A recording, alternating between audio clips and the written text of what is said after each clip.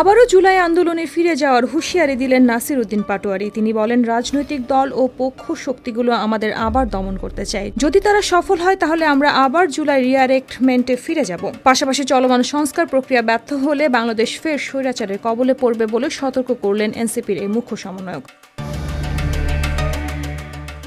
সম্প্রতি এক আলোচনা সভার বক্তব্যে এসব কথা তুলে ধরেন নাসির উদ্দিন। এ সময় ২৪-এর গণ অভ্যুত্থান প্রসঙ্গে তিনি বলেন, এটি ছিল সাধারণ নাগরিকদের অভ্যুত্থান। রাজনৈতিক দলগুলো তখন ভয় পেয়েছিল, অনেকেই পিছিয়ে গিয়েছিল, কিন্তু ছাত্র সমাজ সেই মুহূর্তে মানুষের আস্থা অর্জন করে নেতৃত্বে উঠে আসে।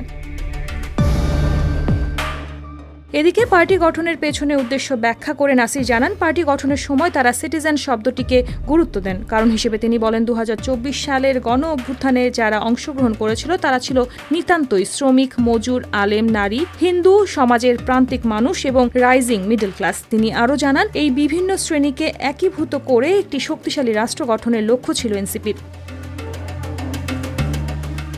এছাড়া ১৮ কোটি মানুষের মর্যাদার প্রশ্নে কারোর সঙ্গে আপোষ করবে না বলেও উল্লেখ করেন নাসির। পাশাপাশি মর্যাদার লড়াইয়ে যতদিন বাংলাদেশ থাকবে ততদিন বাংলাদেশের মুখপাত্র হিসেবে এনসিপির কাজ করবে বলে জানান দলটির এই মুখ্য সমন্বয়ক।